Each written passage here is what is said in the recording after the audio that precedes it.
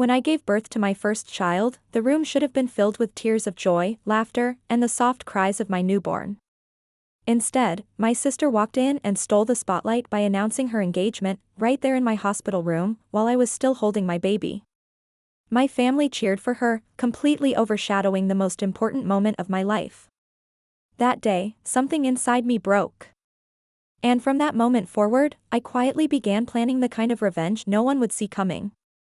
Hi, I'm Caroline, a 29-year-old woman living in Chicago. I work as a pediatric nurse, which is a little ironic, considering how my own introduction into motherhood was overshadowed in the most gut-wrenching way possible. I've spent years helping parents welcome their children into the world, making sure they feel celebrated and supported. But when it was finally my turn, when I held my own child in my arms, my family made me feel invisible. The day I went into labor was chaotic but beautiful. My husband, Ryan, was pacing the hospital room with nervous excitement, holding my hand when the contractions hit and brushing sweat from my forehead. It was everything I imagined, raw, terrifying, and miraculous. Hours later, when I finally heard the first cry of my baby boy, I thought, this is it. This is the moment my life changes forever. I was exhausted but glowing, holding my son against my chest, marveling at his tiny fingers and the way he curled against me. Ryan was crying openly, and for once, I didn't care who saw. We were a family now, and nothing could touch that happiness. Or so I thought. When my family rushed in, my parents, my younger sister Emily, and a few close relatives, I expected tears and hugs directed toward me and the baby. At first, that's what I got. My mom kissed my forehead, my dad awkwardly patted Ryan's shoulder, and everyone leaned in to admire the baby. But then, like a storm cloud blotting out the sun, Emily opened her mouth and changed everything. I have something to share, she said, holding up her hand with a shiny diamond ring glinting under the hospital lights. Jason proposed. I'm engaged. There was a collective gasp, followed by applause, laughter, and cheers. My parents rushed to hug her, showering her with congratulations, and in an instant, my hospital room transformed from a celebration of new life to a stage for her engagement announcement. I sat there, stitches fresh, body broken, hormones raging, my newborn cradled in my arms, and no one was looking at me anymore. My dad actually asked me to take a picture of Emily's ring. My mom pulled Ryan aside to talk about wedding venues. My baby, only hours old, was forgotten. I wanted to scream. I wanted to throw something. But I just sat there, silent, my insides twisting with a rage that I swallowed down because I didn't want to ruin my son's first day in the world. Emily smiled sweetly, acting as if she hadn't just hijacked the most sacred moment of my life. And everyone let her. That night, when the visitors finally left and the room was quiet again, I held my baby close and whispered to him, I promise, no one will ever steal from you the way she stole from me today. And in that vow, I realized something else. One day, Emily would pay for this. I wish I could tell you that Emily's engagement stunt in my hospital room was an isolated incident. That it was just bad timing or a thoughtless mistake. But the truth is, Emily had been stealing the spotlight from me my entire life, and my family had always let her. Growing up, I was the older sister, the dependable one, the rule follower, the quiet achiever. My parents leaned on me to set an example, to be the responsible one. Emily, on the other hand, was the golden child. She could do no wrong. If she got in trouble at school, it was because the teacher didn't like her. If she quit her part-time job after a week, my parents said she wasn't being valued enough.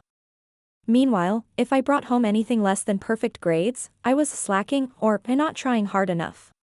I can't count the number of times I watched Emily bat her eyelashes and walk away from accountability. She was the type who could shatter a vase, blame it on the dog, and somehow my parents would still scold me for not keeping an eye on her. And the worst part? She thrived on it. She learned early on that if she made enough noise, if she demanded the spotlight, it would always turn toward her. I, on the other hand, became invisible. That pattern carried into adulthood. When I got into nursing school, a grueling program I worked my ass off to get into, my parents said, "That's great, but Emily's art portfolio just got featured in a local gallery. When I landed my first nursing job, they brushed past it and said, "Emily's moving in with Jason." It's getting serious. Even my engagement to Ryan got overshadowed when Emily dyed her hair bright red the very same week, and suddenly all my mom could talk about was how bold and beautiful Emily looked. So maybe it shouldn't have shocked me when she announced her engagement in my hospital room. It was just another scene in the same old play, Emily making everything about herself, my parents feeding her ego, and me quietly pushing down my feelings, trying not to explode. But something about that day was different. Maybe it was the fact that I had literally just given birth, raw, vulnerable, bleeding, hormonal. Maybe it was that I held my baby in my arms, a child I had dreamed about for years, only to have my parents rush past him to fawn over Emily's ring. Or maybe it was that Emily looked me dead in the eyes when she announced it, almost daring me to protest, her smile just a little too smug. Whatever it was, something inside me hardened. Ryan noticed it before anyone else. That night, when it was just the three of us, me, him, and our son, he sat down on the edge of my hospital bed and said, "You're quiet. Too quiet." I looked at him, tears brimming in my eyes, and whispered, "She stole it from me." He didn't ask what I meant. He didn't need to. He just nodded, jaw tight, and reached for my hand. "I saw it too," he said. "And I promise you, Caro, we're never going to let her take anything from our boy. Not ever." Hearing him say that should have soothed me, but instead it stoked a fire. I realized then that Emily's behavior wasn't just about me anymore. If she could overshadow my son's birth without a second thought, what else would she try to take from him in the future? Would she hijack his birthdays with her own announcements? Would she dominate family gatherings until my child felt the same invisibility I grew up with? I refused to let that happen. For the first time in my life, I started to think about fighting back, not just rolling over and letting her win. But back then, my revenge wasn't fully formed. It was just a seed, buried deep, waiting for the right time to grow. That seed would take years to bloom. Years of watching Emily's perfect life unravel in ways no one expected. Years of silent resentment, tucked away in the corners of family dinners and holiday gatherings. Years of pretending to clap for her while secretly waiting for my chance to strike. And when the cracks finally started to show in her golden facade, I was ready. Because if Emily wanted to steal the spotlight, I was going to make sure that one day, when it finally turned on her, it burned her alive. If you've ever been the less favored child, you know the ache I'm about to describe. It's like being present, but transparent. Like your achievements are invisible ink, real to you, but unreadable to everyone else. My parents didn't hate me. That would have been easier, honestly. Hate is at least recognition. What they gave me was worse, dismissal. Emily was their miracle child. That's how they spoke of her, anyway. My mom used to say she was meant for bigger things, as though my life choices were small and uninspired. I was the steady one, the nurse, the woman with a 401k and health insurance, practical things that kept a household running. Emily, though? Emily was their asterisk dreamer.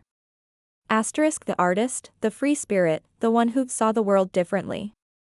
My parents couldn't get enough of that. It was exhausting. Every holiday, every family dinner, every reunion became a stage for Emily. I remember one Thanksgiving, 2 years before my son was born. I had just been promoted to head nurse, something I'd worked blood, sweat, and tears for. I came into the dining room ready to share the news, my heart swelling with pride. But before I could even sit down, Emily clinked her glass and announced she'd gotten a small freelance commission to design an album cover for some local band no one had ever heard of. The table erupted in applause. I sat there, holding back tears, trying to smile as my dad raised a toast to Emily's incredible talent. My mom leaned over to me, whispering, "Why don't you hold your news until later? I don't want to overshadow her moment." Asterisk overshadow her moment. Asterisk. Those words carved something ugly into me. I swallowed my promotion like it was shameful, and by the end of the night, no one even knew about it. That's how it always went. Emily's moments were sacred, untouchable. Mine were optional, disposable, to be shoved aside if they conflicted with hers. Ryan saw it, too. He'd grip my hand under the table, his thumb rubbing small circles on my palm, a silent gesture to remind me he was in my corner. But he couldn't fix what was broken in my family dynamic. No one could. When I gave birth to my son and Emily pulled her engagement stunt, I realized it wasn't just about her selfishness. It was about my parents, the enablers, the ones who'd taught her that she could take whatever she wanted without consequence.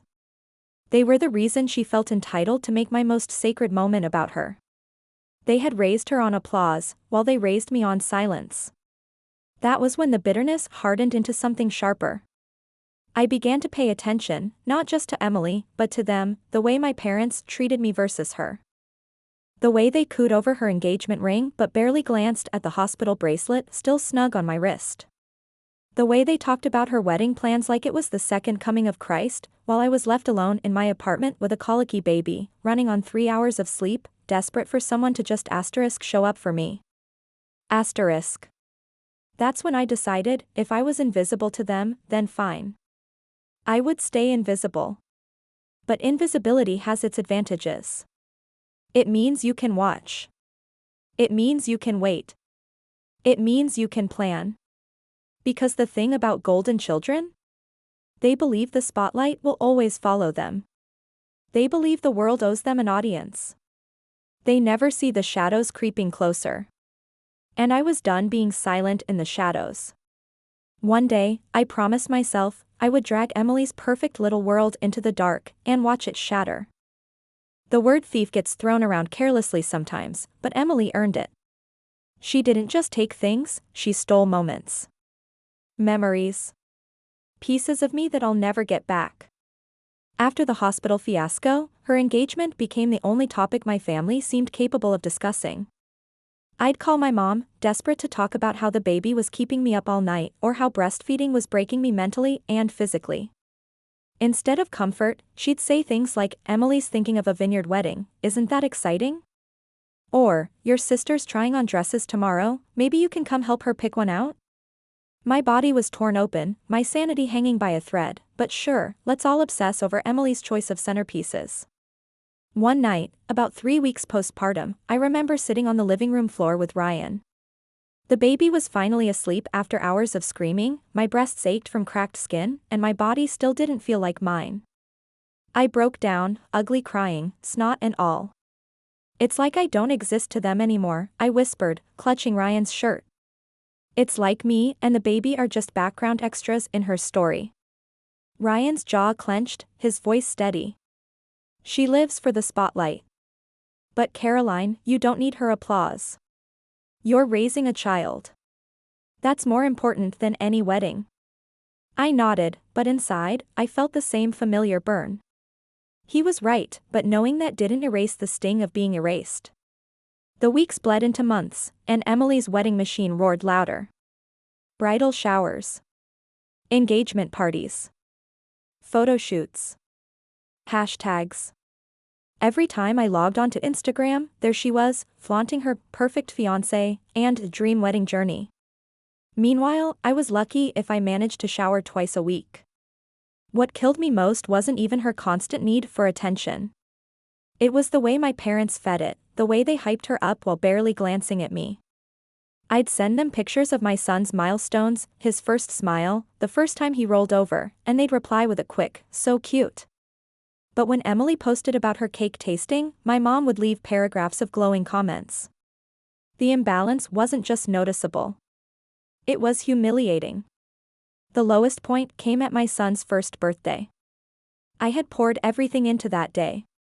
The decorations, the cake, the tiny crown I made him wear, it was all to make him feel celebrated, to make me feel like maybe this one milestone couldn't be taken away from us. For once, I wanted the spotlight to shine on my little family. But Emily, she had other plans. She waltzed into the party, dressed in an outfit far too glamorous for a child's birthday, and halfway through, she tapped her glass with a spoon. The room quieted. I froze, my stomach already sinking. "I just wanted to share some exciting news," she chirped, her hand resting dramatically on her stomach. Jason and I are expecting." The room erupted in cheers. My parents cried, hugging her like she had just gifted them salvation. And just like that, my son's first birthday became Emily's pregnancy announcement. I felt something crack inside me that day. Not a small crack, a fault line. I plastered on a smile, let the tears burn silently in my eyes, and whispered happy birthday to my baby while everyone else crowded around her glowing face.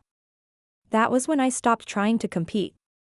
I knew then, Emily didn't just crave the spotlight, she believed it was her birthright.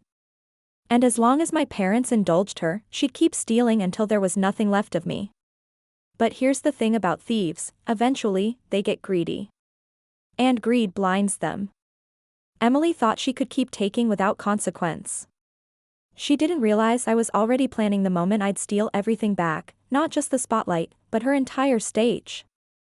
The memory of that day, the day Emily turned my son's birth into her engagement party, replayed in my head like a bad movie I couldn't turn off. It haunted me during sleepless nights, during late feedings, during every quiet moment when it was just me and my baby. It wasn't just the announcement. It was everything around it. The smug way Emily looked at me when she raised her hand to show off the ring, like she was daring me to stop her. The way my parents leapt to their feet, tears in their eyes, as though my sister's engagement was some holy event. The way my dad shoved his phone into my shaky, exhausted hands, still hooked up to N4, and asked me to take pictures of her. I had just brought a life into this world. My body was raw, stitched, bruised, and broken. My heart was swollen with love for my son. And instead of sharing that sacred moment with me, my family shoved me into the background of my own story. It was cruel. What people don't tell you about childbirth is that the aftermath isn't all warm baby cuddles and smiling photos. It's blood. It's pain. It's screaming into a pillow because your body doesn't feel like your own. And layered on top of that pain was humiliation, the shame of knowing that my first hours as a mother had been hijacked. That day should have belonged to me and my son. His first breaths, my first moments as a mother, those are things you only get once. And they were stolen. In the weeks after, every time I closed my eyes, I saw my parents hugging Emily, my mom squealing over the diamond on her finger, my dad asking her about venues.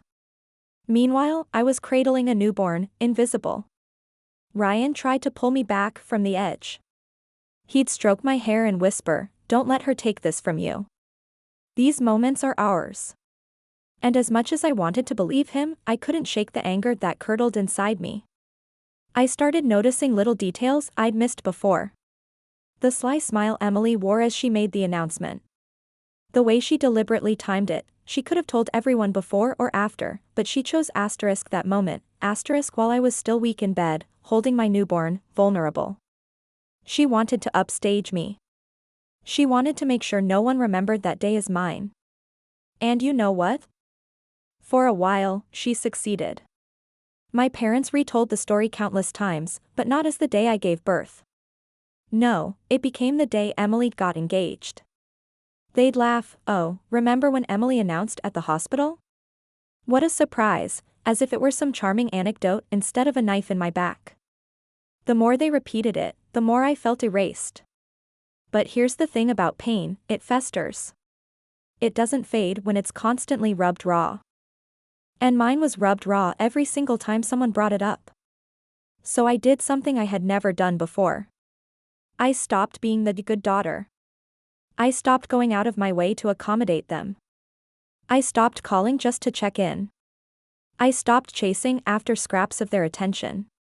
Instead, I poured everything into my son. I became fiercely protective, determined that no one, not even Emily, would overshadow him again. But deep down, I was waiting. Waiting for the day Emily's perfect little tower started to crumble. Because when it did, I was going to be there. Not as the invisible sister. Not as the one in the shadows. But as the storm that finally ripped the spotlight out of her hands. Resentment isn't loud. It doesn't scream or slam doors. It festers quietly, crawling into the cracks of your bones until it becomes part of who you are. That's what those years felt like, me carrying a quiet, simmering hatred for my sister while everyone else praised her like she was a gift from heaven. Life went on, as it always does. My son grew, milestone by milestone, while Emily prepared for her wedding like it was a royal coronation. Every family gathering was another chance for her to bask in attention. Dress fittings, floral arrangements, bachelorette trip plans, they dominated every conversation. My parents, of course, hung on every word. Meanwhile, I was living a completely different reality. My nights were sleepless, my days consumed by diapers and bottles, and my body was still recovering. Ryan and I barely had time for each other, let alone for grand celebrations. But even if I had, it wouldn't have mattered. Emily had a way of swallowing the oxygen in any room she entered. I learned to smile through it. To nod at her endless monologues about the wedding photographer she just had to book because his aesthetic was so unique. To fake enthusiasm when she showed me swatches of blush-colored fabric for her bridesmaids' dresses. To clap when she announced that Jason had written his vows in calligraphy on parchment paper because it would look amazing in the wedding photos. Inside, I seethed. But here's the thing, I also started studying her. Because resentment, when it lingers long enough, sharpens into something else. It becomes observation. You start to notice patterns. Weak spots. Cracks in the facade. Jason, for example. At first glance, he was everything Emily bragged about: tall, successful, charming. But if you watched closely, his mask slipped in small ways. The way he checked his phone during her endless wedding rants. The way his smile faltered whenever she interrupted someone to redirect attention back to herself. The way he drank just a little too much at family gatherings and avoided eye contact when she was in full performance mode. Emily didn't see it, but I did. I also noticed how exhausting her act had become for the rest of the family. My aunts and cousins, once charmed by her theatrics, started exchanging weary looks behind her back. Even my dad, her biggest enabler, sighed one evening when she launched into yet another wedding monologue. "Emily, can we just eat dinner without talking about centerpieces?" he muttered. She pouted, of course, but for the first time, I saw irritation on his face instead of blind admiration. It was subtle, but the tide was shifting. And I waited. Through those years, my resentment hardened into patience. I told myself, her greed will undo her. Her need for constant applause will push people away. And when it does, I'll be ready. Ryan knew what was happening inside me, even if I didn't say it out loud. One night, after Emily had called for the third time that week to gush about some exclusive wedding vendor, he looked at me and said, "You're going to get your chance. Just don't waste it when it comes." He was right. Because eventually, the cracks in Emily's world started to split wide open. And watching it happen was like oxygen to a suffocated flame. It didn't happen all at once. Cracks never do. They start small, almost invisible, until one day the entire structure gives way.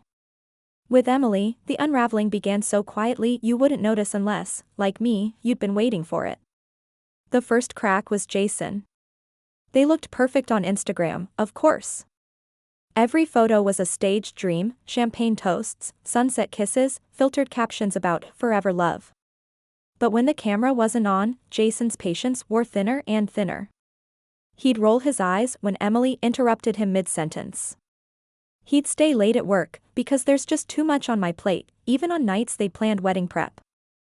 And at family gatherings, I started catching him sitting a little too far from her, his phone glowing in his hand while she dominated the conversation. One evening, during a family dinner, Emily launched into a 10-minute rant about her seating chart dilemma. Do I put Aunt Linda next to Cousin Greg even though they don't get along, or do I risk splitting up the college friends table? She whined. Jason, without looking up from his phone, muttered, "Maybe you could just not care about every tiny thing." The room went silent. My mom gave him a sharp look, Emily froze, and then, like always, she recovered, laughing it off. But I saw it. The way her smile cracked for half a second. The way Jason's jaw clenched like he'd been holding back for too long. The second crack was money. Emily wanted a lavish wedding, the kind you see in magazines. Vineyard venue, designer gown, professional videography, custom menus, the works. But Jason wasn't exactly a millionaire, and my parents had already sunk a small fortune into helping her. I heard my dad mutter to my mom one night after too many glasses of wine, "This wedding is going to bleed us dry." I caught it. Emily didn't. The third crack was her own vanity. Emily was addicted to social media. She lived for likes, comments, followers. And as her wedding hashtags rolled out, so did the scrutiny. Strangers weren't as kind as family. One photo of her engagement ring, which she'd flaunted 1,000 times already, drew comments like, "Kinda small TBH," and "looks like a mall diamond." Emily spiraled. She stayed up late, refreshing comments, ranting to anyone who would listen. Jason didn't listen. And then came the crack that split everything wide open. It was 3 months before the wedding when I got a late-night call from my cousin Rachel. She was half whispering, half giggling like she couldn't decide if she wanted to gossip or warn me. "Caroline, you're not gonna believe this," she said. "I saw Jason last night. At a bar. With another girl." My blood ran cold. "Are you sure it was him?" I asked, my voice low even though Ryan was asleep beside me. "Positive." He had his arm around her. They looked close. I lay awake that night, staring at the ceiling, my mind racing. Part of me wanted to feel sorry for Emily, but another part, the bigger part, thought, "This is it. This is the crack that's going to break her." I didn't tell her right away. Why would I? Emily had stolen so many moments from me, so many pieces of my life. If Jason was going to humiliate her, I wasn't going to swoop in and save her. Instead, I watched. I waited. I let the cracks deepen. Because the best revenge isn't rushed. It's patient. It's precise. And when it finally lands, it leaves no survivors. Emily had built her life on a stage of glass, and I could already hear it shattering beneath her heels. Patience. That became my weapon. For years I had swallowed every slight, every stolen moment, every humiliation Emily had thrown my way, and now, finally, the cracks in her perfect little world were beginning to show. All I had to do was wait and nudge them along when the time was right. The first opportunity came through Jason. I didn't need to expose him yet, not directly. But I knew the truth about him would eat Emily alive if it surfaced in the right way. So I started gathering evidence, quiet and meticulous, the way I chart vitals at work. Screenshots. Social media breadcrumbs. A friend of a friend who confirmed Jason was spotted more than once at bars without Emily, always with the coworkers he seemed just a little too cozy with. I didn't rush to weaponize it. No. I let it sit in a quiet little folder on my phone, waiting. Meanwhile, Emily's obsession with the wedding became unbearable. Every family gathering turned into a production meeting. My parents hung on her every word while I sat in silence, watching, listening. Every time she asked me to help, I pretended to be busy with my son. Every time she tried to rope me in, I gave her short, dismissive answers. I was done feeding her ego. Ryan noticed the way I'd go quiet, my eyes calculating. One night, after Emily called me for the 10th time that week to complain about her bridesmaids not being on brand for her wedding aesthetic, Ryan shut my phone off mid-sentence. "You're plotting," he said simply, his arm draped over the back of the couch. I smirked, the first real smile I'd felt in weeks. "I'm waiting." Because here's what I knew, people like Emily don't implode privately. They need an audience. And the best revenge isn't delivered in shadows, it's delivered on the stage they built for themselves. Her stage was her wedding. The more she bragged about it, the more certain I became. Every detail was curated for maximum attention, the vineyard, the string quartet, the videographers hired to capture every moment for her Instagram followers.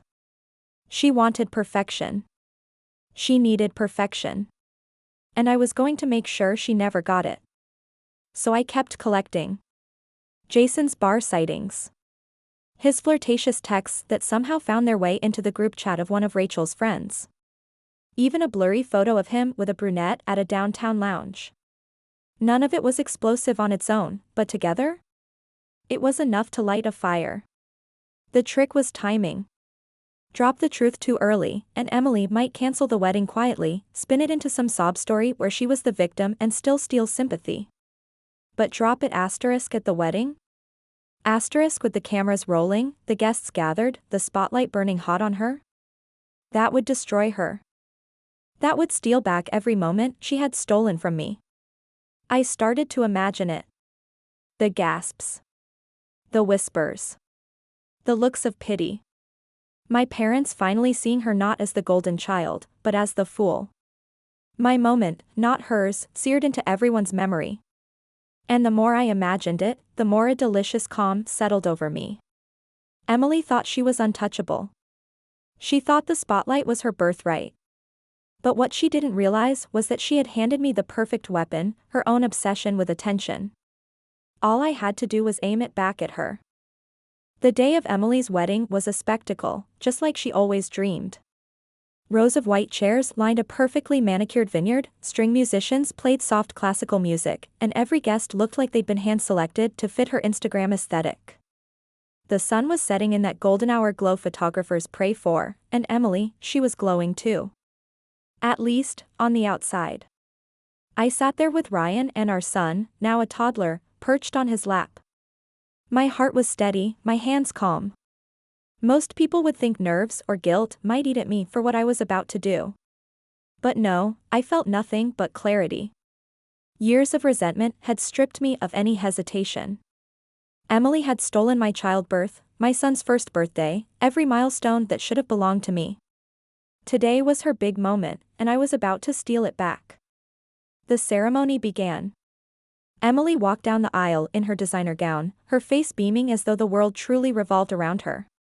Jason waited at the altar, smiling for the cameras, but I noticed the tightness in his jaw, the way his hands clenched and unclenched nervously. The officiant began the vows. Jason went first, reading off something flowery and empty that sounded rehearsed. Emily's eyes welled up, probably more from knowing the photographer was snapping close-ups than from genuine emotion. Then it was her turn. Jason, she began, her voice trembling with theatrical flair, you are my rock, my forever, my. And that's when I stood. At first, no one noticed. A soft cough here, a shuffle there. But then I cleared my throat louder, and dozens of heads turned toward me. I pulled my phone from my clutch, the screen glowing in my hand. Funny, I said, my voice calm but sharp enough to cut through the silence, because Jason seems to have shared a lot of forevers with other women too. A ripple of gasps spread through the crowd. Emily froze mid-vow, her face blanching, her mouth open in shock. Jason's head whipped toward me, panic flashing in his eyes. I tapped my phone, and the speakers I had quietly arranged with the DJ earlier that week, a generous tip goes a long way, came to life. And then, for everyone to hear, Jason's voice filled the vineyard. A recording of him drunkenly whispering into another woman's ear at a bar, you're so much hotter than my fiancé, I don't know why I'm even marrying her. Chaos erupted. Guests gasped, whispers spread like wildfire, and cameras swiveled from Emily's perfect face to me, the sister she had erased too many times. Jason lunged toward me, shouting, but I was ready. With one more tap, the big screen behind the altar, the one Emily had insisted on for a live video feed of the ceremony, lit up with the photos I'd been saving. Jason with the brunette at the lounge. Jason at the bar, arm draped around another woman. Jason's text messages, blown up larger than life for every guest to see. The gasps turned into shouts. Someone actually laughed. My dad muttered, "Oh my God," while my mom covered her mouth, eyes wide with horror. Emily's face crumpled, her mascara streaking as tears spilled down her cheeks. She tried to scream at me, "How dare you? This is my day." And for the first time in my life, I didn't stay quiet. No, Emily, I said, my voice steady, carrying over the crowd. This is my payback. You stole every moment from me. My childbirth. My son's birthday. Every time you had to be the center of attention. Not anymore. Today, the spotlight is all yours, but not for the reasons you wanted. The audience turned on her. Friends whispered, family members looked away in embarrassment, and Jason? He stormed off, cursing, leaving her alone at the altar. Emily collapsed to her knees, sobbing, her dream wedding in flames around her. The string musicians had stopped playing. The guests were already pulling out their phones, some filming, others texting furiously. And I stood there, calm, collected, my son's tiny hand gripping mine. For the first time in my life, I wasn't invisible. Everyone saw me. Emily wanted a spotlight. I gave her one. And it burned her alive. The vineyard burned that night, not with fire, but with whispers, with shattered illusions, with the sound of a golden child's pedestal crumbling into dust. Emily's dream wedding never even reached the reception. Guests scattered like startled birds, some hiding smirks behind their hands, others too stunned to speak. Jason disappeared before the ink could dry on their vows. My parents, red-faced and silent, avoided my eyes as though looking at me might confirm their complicity in the years of favoritism that had led to this disaster. And Emily, she was left in the wreckage. I'll never forget the sight of her on the ground, white gown dirted, mascara streaks down her cheeks, clawing at her ring finger like it burned her skin. For once, there were no cameras, no applause, no validation. Just silence. Silence, and humiliation. And me, standing tall, calm, untouchable. I walked out of that vineyard with Ryan's arm around me and my son perched on my hip. The night air was cool, crisp, and for the first time in years, I felt free. The weight of every stolen moment lifted off my chest. For weeks afterward, the fallout spread like wildfire. Clips of Jason's drunken confession, caught on multiple guests' phones, went viral in our community. Emily tried to spin it, claimed I had manipulated the timing, that I had sabotaged her. But no one bought it. The evidence was undeniable. Jason was a cheater, and Emily's obsession with appearances had blinded her to it. Her friends pulled away. Some out of pity, others out of disgust. Her social media following, the shrine she had built for herself, turned against her. Comments flooded her posts, wow, can't believe you didn't see the red flags.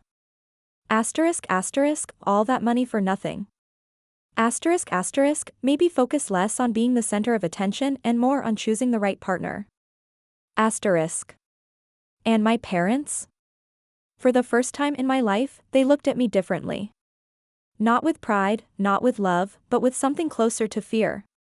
Because they knew I had finally broken free from the role they had cast me in, the quiet, invisible daughter. They couldn't dismiss me anymore. I didn't rub it in. I didn't need to. Emily's life imploded on its own. Instead, I poured myself into the life she had mocked, ignored, and overshadowed, my family. Ryan and I grew stronger, united by the storm we'd weathered. My son grew, laughed, thrived, and I made sure every one of his milestones was sacred, untouchable. I protected his spotlight the way no one had protected mine. And in the quiet of those nights, when I'd rock him to sleep and feel his tiny breath against my chest, I'd remember the vow I made the day he was born, no one will ever steal from you the way she stole from me.